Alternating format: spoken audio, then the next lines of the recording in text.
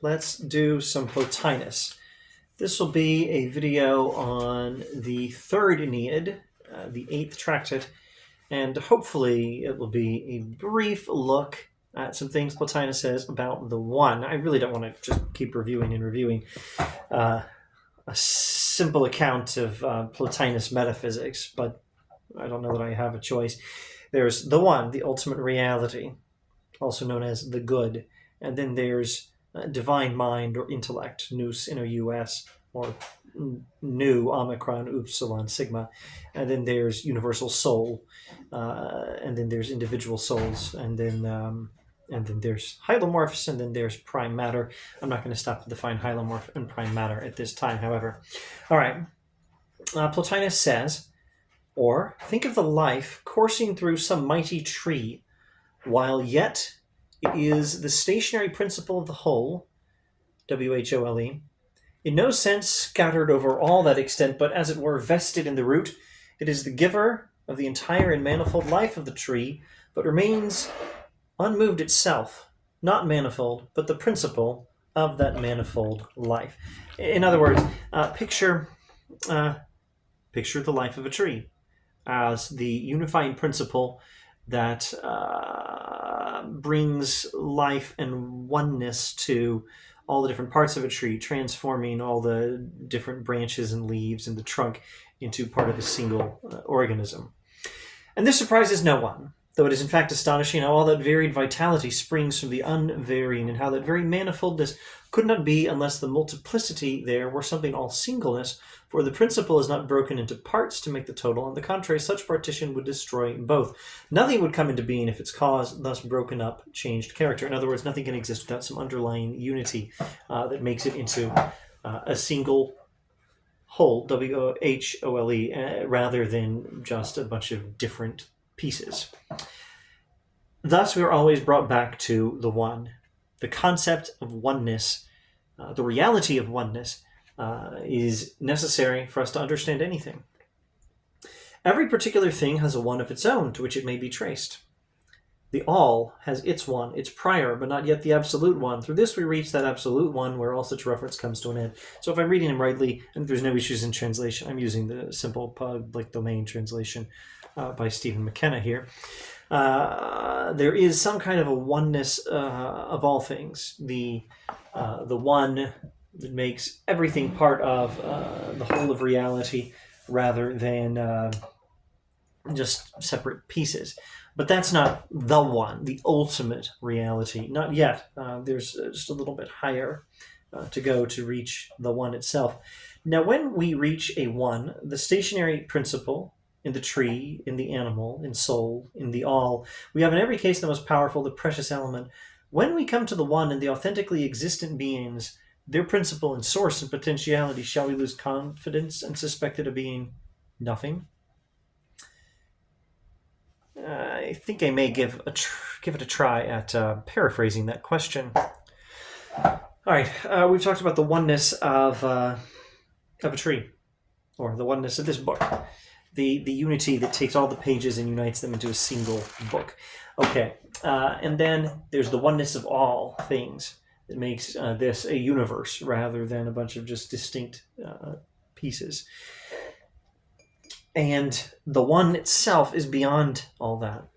But what does that leave us to say about it? It's we've defined all things. We've described all things up to this point. We've described the book. We've described its parts. We've described the unity that makes the parts into a single whole, W-H-O-L-E. We've described all things in the universe, and then the oneness that unites all of them into one universe rather than just a bunch of distinct pieces. And we've said that there's the one even beyond that oneness. Well, what is there left to say about the one if it's beyond all this? Shall we lose confidence and suspect it of being nothing rather than something we can say something about? Certainly this absolute is none of the things of which it is the source. Its nature is that nothing can be affirmed of it. Not existence, not essence, not life, since it is that which transcends all things. So you cannot say of the one itself that it exists. You can't say it's alive. You can't say that it has a particular essence. It is beyond all of these things. Now, does that mean that it doesn't exist, that it doesn't have life, that it doesn't have existence? No. That would be even dumber than trying to affirm something of something that is beyond all affirmation. In other words, what we're dealing with here is what is called apophaticism, or negative theology. This is a way of saying that the ultimate reality, God, a way of talking about God or the ultimate reality, and saying you can't affirm things of God so much as you can deny them. You can say, well, it's not true that God is this or God is that, but what actually is God? What are you supposed to affirm about God? Well, God is beyond any concept we can apply to God. God does not fit inside our minds. So any concept we would be using when we try to make some affirmation of God is a concept that doesn't apply to God, and so no affirmation of God is actually correct. This is negative theology. You can't really affirm anything of God, although you can deny some things of God by saying, no, it's not correct to say that God is this, God is that, because whatever this or that is, it's always involving some concept in our minds, and our minds cannot be wrapped around God. They're not big enough for that job. All right. It is that which transcends all these. It's beyond any category we could say of it.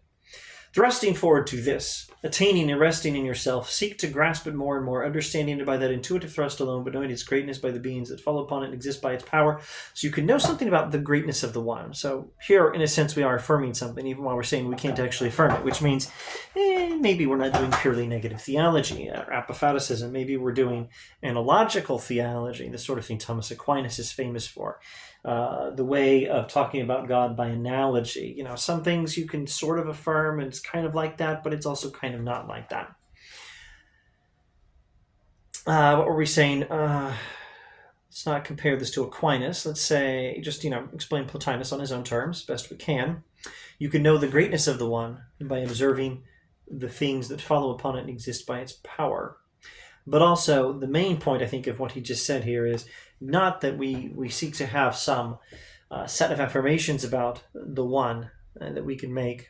Rather, we just seek to know directly. Instead of having a list of things you can say about God, try to just know God. Not know a few things about God, but know God.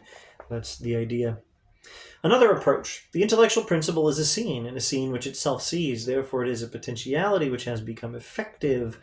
Now we're talking about not the one, but mind, divine mind, nous, the intellectual principle, etc. Now, as our sight requires the world of sense for its satisfaction and realization, so the vision and the intellectual principle demands for its completion the good. And oh my goodness, this is very much a commentary on middle books of Plato's Republic. No time to go over that. I probably did in a previous video anyway. Sight has a physical world that it sees. And the divine mind that we're talking about is a knowledge of something, an intellectual vision of something, not physical sight, but knowing with the mind, or seeing, so to speak, with the mind rather than with the eye, as when you look at 2 + 2 = 4, and you can see that it's true. It's that kind of intellectual seeing. But the divine mind is seeing much more than just that, of course. The divine mind is seeing the one. It's seeing the good. It's seeing the ultimate reality. Sight, what you do with your eyes, what we do with our eyes, requires something that we see. And what the divine mind is thinking is the good, the one itself, that which is higher than it. It cannot be itself the good. Nous, divine mind, intellectual principle, cannot itself be the good, since it would not need to see or to perform any other act, for the good is the center of all else, and it is by means of the good that everything has act, while the good is in need of nothing and therefore possesses nothing beyond itself. Once you have uttered the good, add no further thought. By any addition, and in proportion to that addition, you introduce a deficiency. So there we're back to a very clear apophaticism or negative theology. Well, almost. You can say it's the good, but then you got to stop. There's nothing else you can affirm of the one, the good. Do not even say that it has intellection. It doesn't have thought. Or at any rate, if it does, don't say it, because you're applying a category to God that you beyond which God is. God is beyond the category you're trying to describe of God. You're trying to place God in the category of things that think. You can't do that. God is beyond the category of things that think,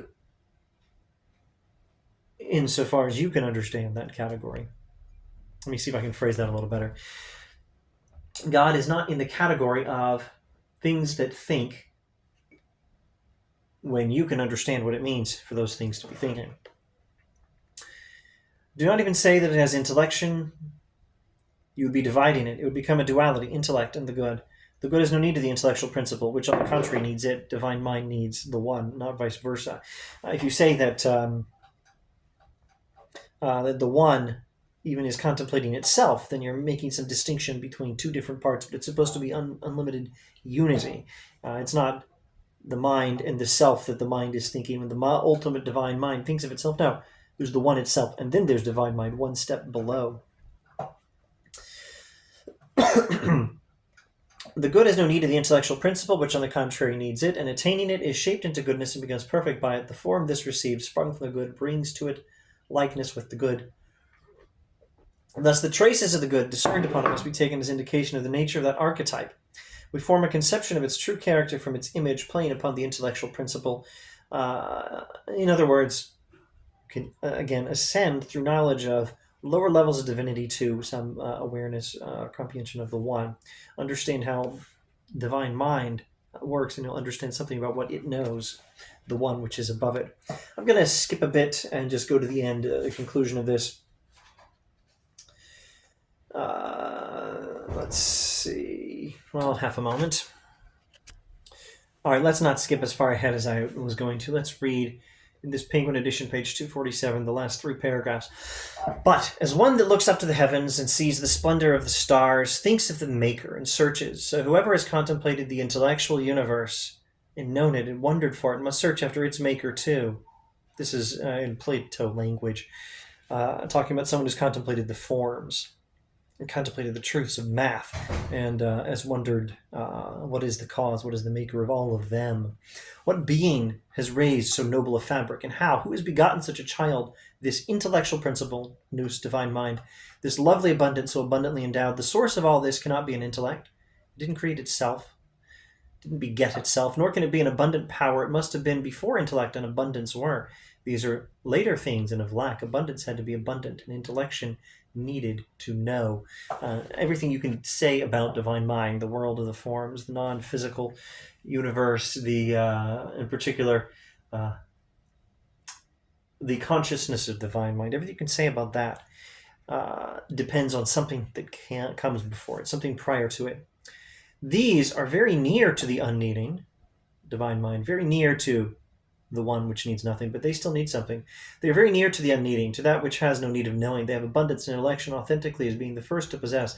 I'm referring to different aspects of the divine mind as in the plural, following Plotinus, if I understand him correctly. But there is that before them which neither needs nor possesses anything, since needing or possessing anything else, it would not be what it is, the good. The good does not need or possess anything else. Divine mind needs the good as its source, as its cause, as the content of its consciousness. The good, the one itself, doesn't need anything else. And so it's risky to try to say anything about it other than that it is simply the good, or in other passages in Plotinus, it is the one. Don't say anything else about it. Instead, learn to contemplate it, ascend through these levels of divine reality up towards a contemplation of the ultimate, the one, the good.